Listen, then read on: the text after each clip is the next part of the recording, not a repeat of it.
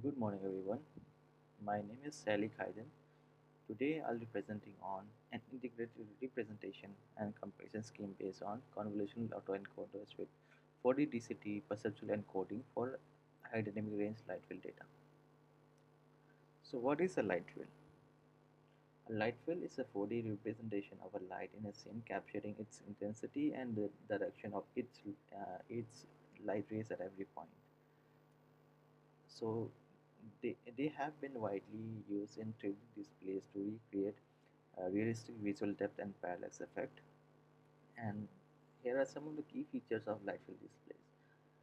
It provides continuous motion parallax along with enhanced depth of view and expanded field of view, and also delivers immersive and realistic 3D experiences. And coming to high dynamic light field, this is a very less explored domain in light field imaging technology because it comes with some certain challenges. The first challenge being it is computationally expensive compared to low dynamic range compression algorithms, and the limited hardware support for displaying and fully utilizing HDR content is another challenge. So there is a growing need for efficient representation and coding method to handle HDR light field data effectively. And HDR light will have been widely adopted in advanced 3D displays, and they are suitable for high quality streaming and immersive applications. So we have come up with a novel compression algorithm which has been designed for high dynamic range light field data, achieving perceptually lossless compression. And the key approach is that we treat HDR light field data as a 4D volume, leveraging the interview and intra-view correlations in the data. And the technique we use were the 4D DCT uniform color space algorithm, which is our own algorithm. Along with it, we used HEVC encoding to enhance the encoding process by removing further redundancies in the encoded data. And our proposed scheme outperforms state-of-the-art methods like JPEG-XL and HDR video coding algorithms for real-world light field data. This is the complete workflow of the proposed 4D DCT UCS scheme. It comprises of three blocks. The first block being the acquisition and the representation block. The second block being the compression block, and the third block being the decoding and the reconstruction block. So, block 1 handles the transformation of high dimensional light field data into a more compact form, facilitating efficient storage and processing. So, we use a coded aperture camera's unique imaging mechanism to capture light field data, reducing it to a set of acquired images that retains essential spatial and angular details.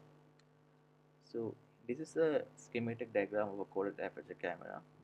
So the coded aperture camera captures multiple images using pattern apertures to computationally reconstruct the entire light field.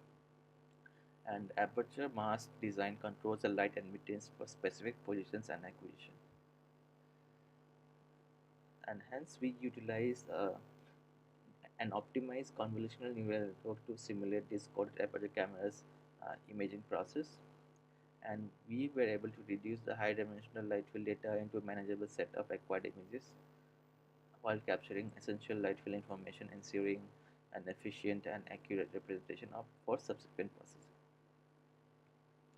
And coming to block 2, which is the compression block, we focus on reducing redundant information in acquiring images to optimize data size. And we do a block partitioning step where we subdivided the sub-aperture images into 4D blocks, and we apply 1D DCT to all four directions to efficiently compress both high and low frequency components for energy compaction.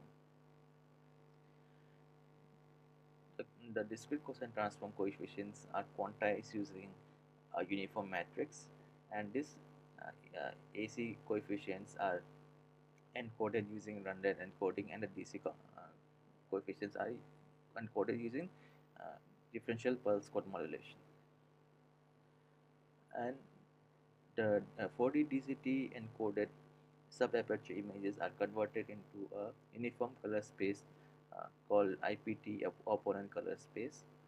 Here we extract the intensity value and linearly scale it and encode it using a perceptual transfer function. And then we non-linearly encode the chroma values and scale it using an error minimizing function called EMF to reduce quantization errors. So in this process, uh, there is a generation of metadata which includes the scaling data and max min values of chroma for each frames. So we structure the metadata into a lookup table for efficient access, and we use HEVC encoding uh, to process the data for into a high efficiency bit stream. So in block 3 we decode and reconstruct the entire light field. So in this process we use both the primary bit stream and metadata. So we pass the combination of primary bit stream and metadata to the reconstruction network where we decode the images, the sub-aperture images from the encoded bit stream, and then from this sub-aperture images we pass it to the decoder of the autoencoder network to restore the spatial and temporal details of the high dynamic range light field. So the integrated approach of primary bitstream and metadata ensures that efficient HDR light field compression and preserving quality while reducing data size while meeting all the transmission requirements. So coming to the advantages of the proposed scheme, the first one is the effective redundancy reduction. Our proposed algorithm minimizes interframe and intra-frame redundancy using 4D DCT since it efficiently compresses the high and the low frequency components separately. And since we are processing fewer images, here we are processing only two sub-aperture images uh, then instead of the entire 25 full HDR light field data. It significantly lowers the computational requirements. And we are also able to deliver superior PSNR values in the reconstruction output while requiring lower bit rates, and also we achieve efficient compression with fewer total bytes required. And coming to experimental results, we employed a Biontech metric to conduct evaluation on bitrate reduction achieved by our method compared to JPEG-XL and uniform color space transform on super dense steady HDR light field data. So here the distortion parameter D gives us the option of high compressibility or high quality of the data. So you can see that our proposed algorithm achieves uh, is able to manage the reconstruction at lower bit rates as denoted by the negative value at the BD rate column, and at the same time our proposed algorithm is able to reconstruct at a higher PSNR value compared to the state-of-the-art method as denoted by the positive values in the BD PSNR column.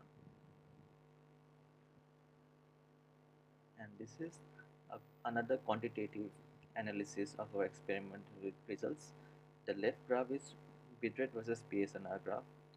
Here you can see our proposed algorithm is able to achieve a wide range of PSNR value while requiring lesser bit rates compared to JPEG-XL and uniform color space denoted by the dotted lines. And in the right is the graph of total bytes required at different quantization parameters, and you can see that uh, the blue bar which denotes uniform color space transform requires the highest number of total byte, while our proposed scheme requires the least number of total bytes in all quantization parameters. And this is the visual outputs of our experimentation. And here are the central views of the reconstruction light field data, and the third row denotes the difference between the ground truth central view of the light field from difference between the ground truth of the central view and the ground truth of the reconstructed of each method. And we can see that although there are some residue in our reconstructed in the third row B column, uh, but there are minimal residue compared to the uniform color space third row and the JPEG-XL third row.